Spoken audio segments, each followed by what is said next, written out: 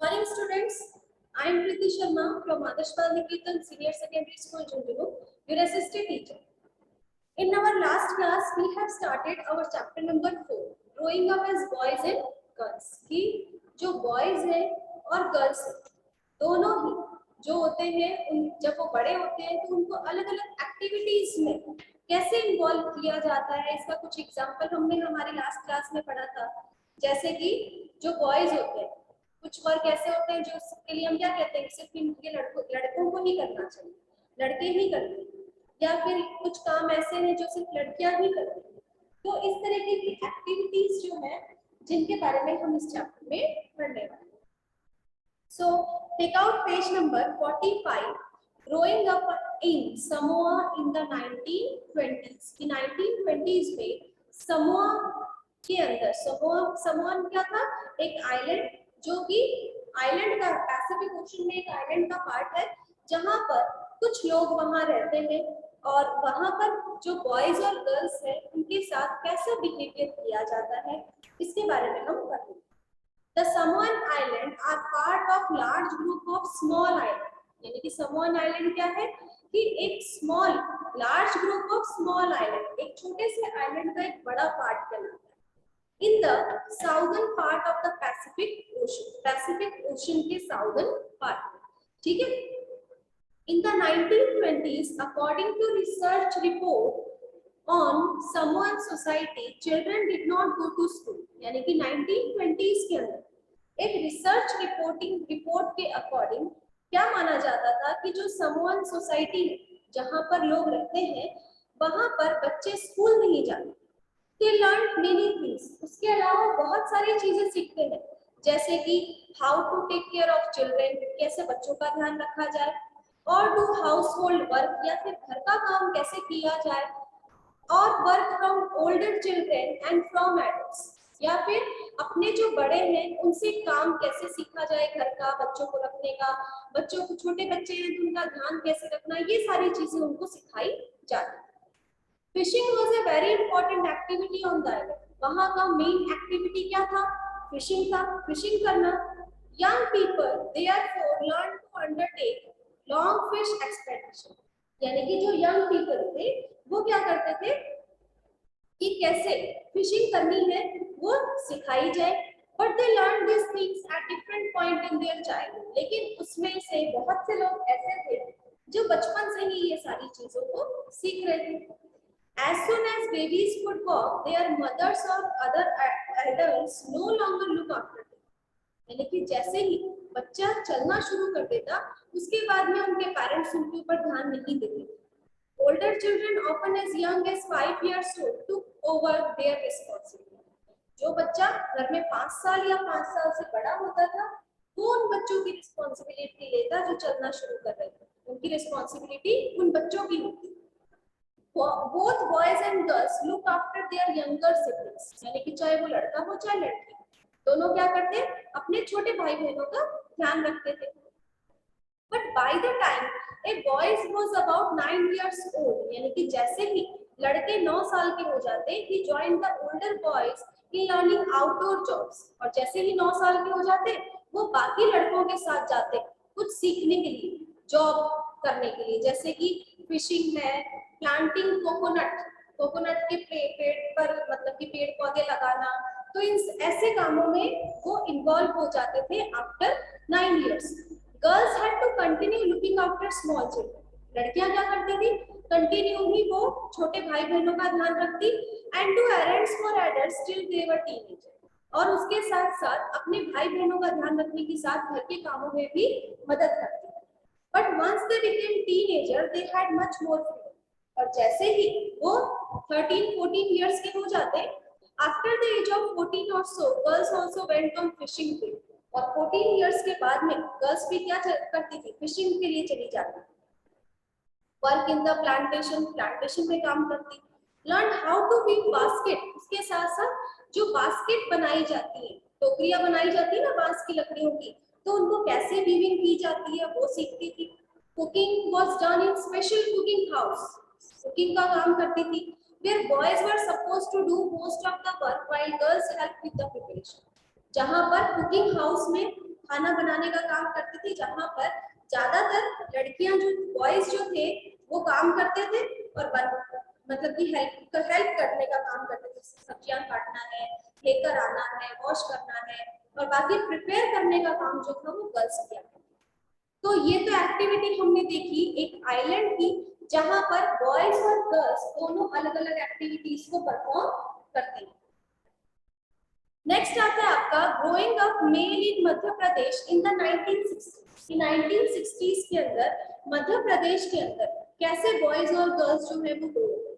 The following is adapted from an account of experience of being in a small town in Madhya Pradesh in the 1960s। 1960s के अंदर मध्य प्रदेश के अंदर जो boys और girls हैं दोनों की जो अलग अलग एक्टिविटीज हैं उनको कैसे परफॉर्म किया जाए। So from class 6 onwards, boys and girls went to separate school। 6 के बाद में क्या होता था, बॉयज और गर्ल्स दोनों के लिए अलग अलग स्कूल हुआ करती थी।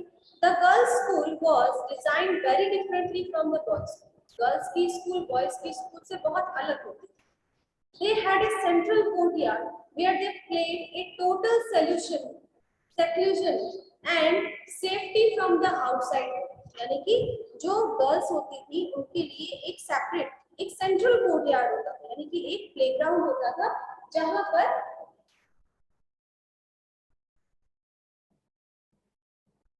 जहां पर वो लोग खेला करते थे, जिससे बाहर की दुनिया से वो एकदम अलग होता था, यानी कि बाहर का कोई भी पर्सन उन्हें दिखाई नहीं देता। The boys school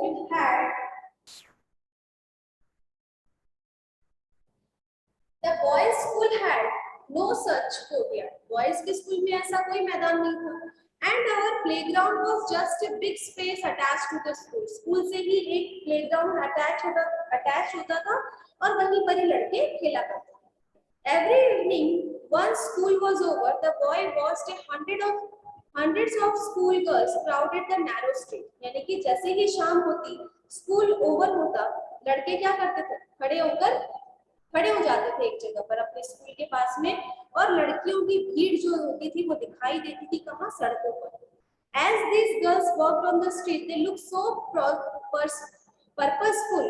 They was unlike the boys who used the street as a place to stand around idly, to play, to try out tricks with their bicycles। यानी कि कुछ लड़के क्या करते थे, जब लड़कियां जाती थी तो कुछ उनको परेशान करने के लिए खड़े होते थे वहां पर, कुछ जैसे साइकिल से जा रही होती है तो उनकी साइकिल को छेड़ने के लिए खड़े होते थे। तो अलग अलग ट्रिक्स के लिए लड़के जो थे वो वहां आइडल, यानी कि जो जिनके पास कोई काम नहीं था वो इस तरीके से खड़े होते थे।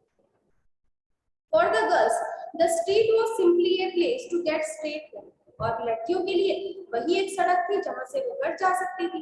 The girls always went in group। लड़कियां हमेशा ग्रुप में जाती थी। Perhaps because they also carried fear of being teased or attacked। यानी कि फिर भी उनके मन में कहीं ना कहीं डर होता था कि कोई उन्हें परेशान करेगा, कोई उन्हें छेड़ेगा, तो इस डर के साथ वो हमेशा ग्रुप में ही जाया करती थी स्कूल से घर। After reading the two example above, we realize that there are many different ways of growing। कि अभी जो हमने अलग अलग दो एग्जाम्पल पढ़े हैं उसके अकॉर्डिंग हमने क्या समझा कि जो बॉयज और गर्ल्स है दोनों की जो ग्रोइंग अप सिचुएशन है वो according to region, according to place अलग अलग है। Often we think that there is only one way in which children grow। कि हम के ज्यादातर क्या सोचते हैं कि बच्चे जो होते हैं वो हमेशा एक जैसे ही बड़े होते हैं। This is because we are most familiar with our own experience। क्यों? क्योंकि हमने जो अपने आसपास बच्चों को देखा है उन्हीं के अकॉर्डिंग हम क्या सोचते हैं कि सभी बच्चे इसी तरीके से बड़े होते हैं। Yes, if we talk to elders in our family, we see that their childhood was probably very different from ours। कि कई बच्चे होते हैं जिनका बचपन बहुत अलग होता है, कई बच्चे होते हैं जिनका बहुत डिफरेंट होता है एक दूसरे से। कैसे? कई बच्चे होते हैं जिनको बचपन में ही बहुत सारी फैसिलिटीज मिली होती है और कई ऐसे होते हैं जिनको सुख सुविधाएं नहीं मिल पाती है। तो अलग अलग जो है वो बच्चों का जो बढ़ना है वो अलग अलग तरीके से हमें दिखाई देता है। We also realize that societies make clear distinction between boys and girls। कि हमारी जो सोसाइटी है वो बॉयज और गर्ल्स में कहीं ना कहीं एक डिस्टिंक्शन क्रिएट करती है, मींस डिफरेंस क्रिएट करती है। This begins from a very young age। और वो कब शुरू होता है? जब वो बहुत छोटे होते हैं तब से ही शुरू हो जाता है। We are, for example, given different toys to play। देखते हो आप घर के अंदर भी कि जो लड़के होते हैं उनके लिए तो खिलौने अलग होते हैं, लड़कियों के लिए अलग होते हैं। लड़कों के लिए तो ज्यादातर किस तरह के टॉयज लाए जाते हैं, जैसे कि कोई गन हो गया या फिर आपके बैट बॉल है, इस तरीके के। और आप गर्ल्स के जो टॉयज होंगे वो कैसे देखोगे, डॉल होगा या किचन सेट होगा, इस तरीके से। So boys are usually given cars to play with and girls dolls, कि जहां पर एक तरफ बॉयज को क्या दिया जाता है, कार्स दिए जाते हैं, गाड़ियां दी जाती है ना, और वहीं पर गर्ल्स के लिए कोई अगर गिफ्ट सोचता है कि लेके जाना है तो क्या सोचते हो, डॉल्स ले चलते हैं, लड़कियां तो इसी से ही खेलेंगी। So both toys can be a lot of fun to play with. दोनों ही खिलौने जो होते हैं वो बहुत अच्छे होते हैं खेलने के लिए। Why are girls then given dolls and boys cars? लेकिन फिर लड़कियों को ये क्यों दिया जाता है, ये डॉल्स जो है वो लड़कियों को क्यों दी जाती है, और कार्स जो होती है वो बॉयज को ही क्यों दी जाती है? Toys become a way of telling children that they will have different future. ये जो टॉयज होते हैं उनसे क्या पता चलता है कि उनका जो फ्यूचर है वो इसी से रिलेटेड है। जैसे कि आप देखोगे बैट बॉल है, कार्स वगैरह है, ये सारी चीजें बॉयज को दी जाती है।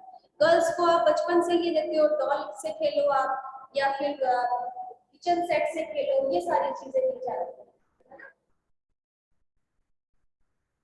तो उनको बचपन से ही ये सारी चीजें हम टॉयज के जरिए से क्या कर रहे हैं, टीच कर रहे हैं, सिखा रहे हैं कि आपको किस तरीके से बड़ा। So why are girls then given dolls and boys cars, कि जब ये खिलौने दोनों ही बहुत अच्छे होते हैं और दोनों ही खिलौने खेलने लायक होते हैं, तो फिर गर्ल्स को डॉल्स क्यों दी जाती है, बॉयज को कार्स क्यों दी जाती है? So toys become a way of telling that children will have different future when they become man and women, यानी कि जब आप बड़े होगे तब आपका फ्यूचर अलग होगा, इसी कारण से उनको ये दिया जाता है।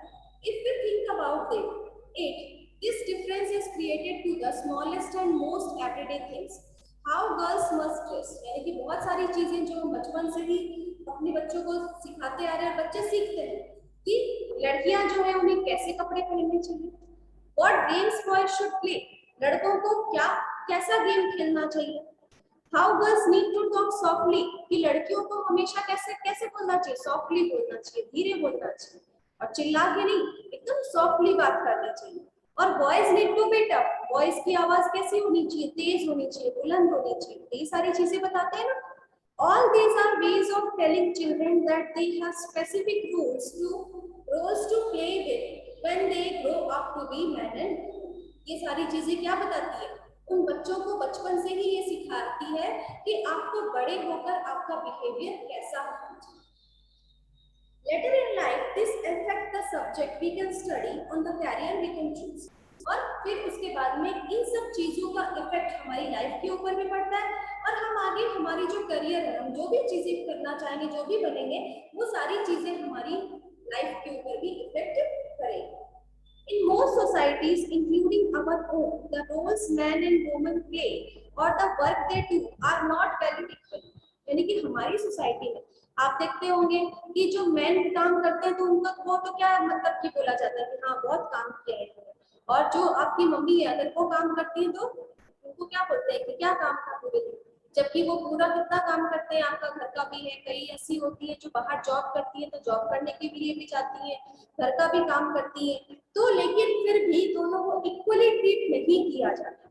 So main and women do not have the same statue, यानी कि स्टेटस जो है दोनों का क्या है, सेम नहीं है। So let us look how the difference exist in the work done by main and women, कि मैन और वुमेन जो है दोनों का ही वर्क कितना डिफरेंट है एक दूसरे से, और दोनों का ही वर्क कितना इंपॉर्टेंट है वो हम इसमें।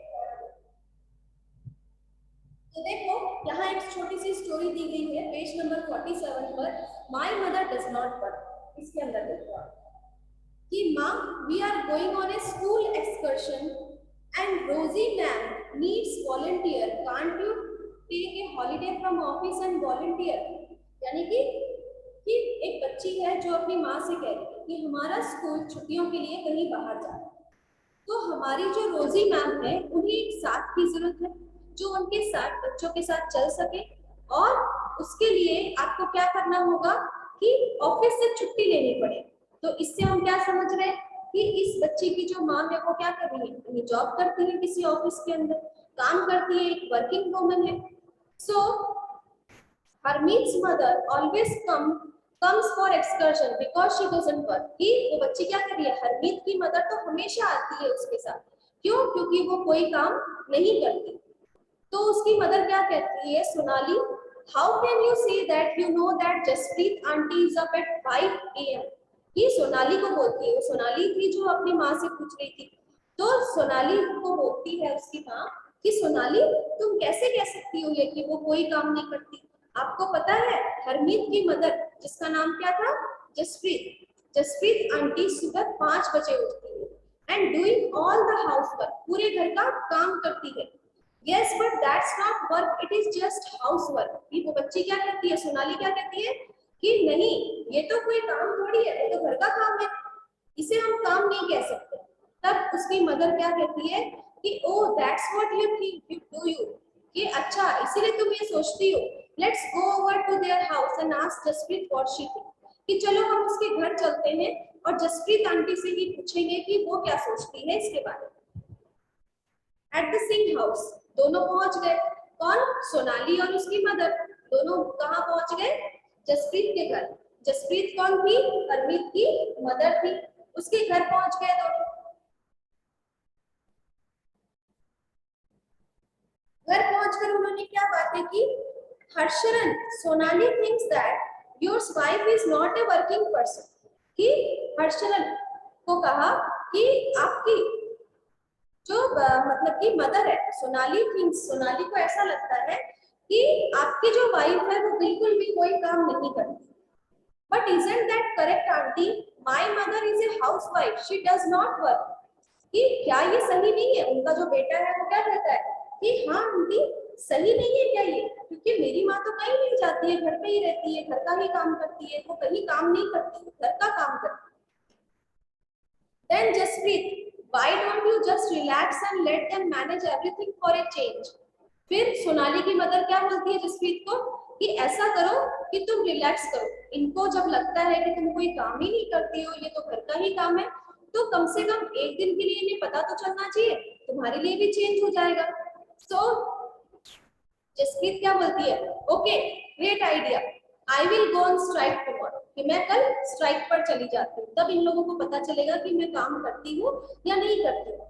What fun, we will take care of everything tomorrow with papa. बच्चे खुश हो जाते हैं कि वाह, हमें तो बहुत मजा आने वाला है, हम सब चीजों का ध्यान अपने पापा के साथ रखेंगे. नेक्स्ट डे 7:30 AM, जब दूसरे दिन सुबह 7:30 AM पर, सुबह 7:30 बजे, oh God look at the time, here is my breakfast. कि जो हस्बैंड है वो क्या कहते हैं कि अरे बहुत समय हो गया है, कहाँ है मेरा breakfast, why aren't the children ready, बच्चे तैयार क्यों नहीं हुए. तो मदर क्या कहती है, how would I know, I am on strike, कि मुझे क्या पता कि बच्चे तैयार क्यों नहीं हुए, आपका नाश्ता क्यों नहीं तैयार हुआ, कि मैं तो स्ट्राइक पे हूँ. रिमेम्बर, कि आपको याद आया, decide Mangal has also taken leave today, यहाँ तक कि जो हमारी मेड है वो भी छुट्टी पर है. ओहो दैट्स द स्कूल बस, अरे देखो स्कूल की बस जा रही है, क्योंकि स्कूल की बस का हॉर्न सुनाई दे रहा था. That's the school bus, I will have to drop them in the car, कि मुझे ही बच्चों को स्कूल में छोड़ना पड़ेगा. फिर hurry hurry and ask Harmeet to switch on the pump, कि बच्चों को कह रहे हैं उसके पापा कि आप जल्दी करो, बहुत लेट हो रहा है, जल्दी करो हरमीत. नेक्स्ट आ जाओ आप page number 48. But what about the kids lunch boxes, बच्चों के नाश्ते का क्या हुआ. Oh no forget about that, कि उसके पापा क्या बोलते हैं, भूल जाओ उसके बारे में. I will give you some money, मैं तुम्हें कुछ पैसे दे दूंगा. गाड़ी में जाते हुए हर जो पापा हैं बच्चों के, वो क्या कहते हैं कि मैं तुम्हें कुछ पैसे दे दूंगा, कुछ चीजें खरीद कर खा लेना. किससे? कैंटीन से. माँ already gave us money for that, कि मम्मा भी हमें हमेशा पैसे देती है उसके लिए. वहीं पर बेल बजती है. आई एम एग्जॉस्टेड, कि मैं पूरी तरीके से थक चुका हूँ. बच्चों को स्कूल छोड़कर वापस आते हैं. हाउ अबाउट सम टी, कि कैसा रहेगा अगर कुछ चाय मिल जाए तो. ओ आई फॉरगेट योर स्ट्राइक, अरे मैं भूल गया था कि तुम तो आज छुट्टी पर हो. I will make some myself, कि मैं ही कुछ मेरे लिए बना लूंगा. The house looked like a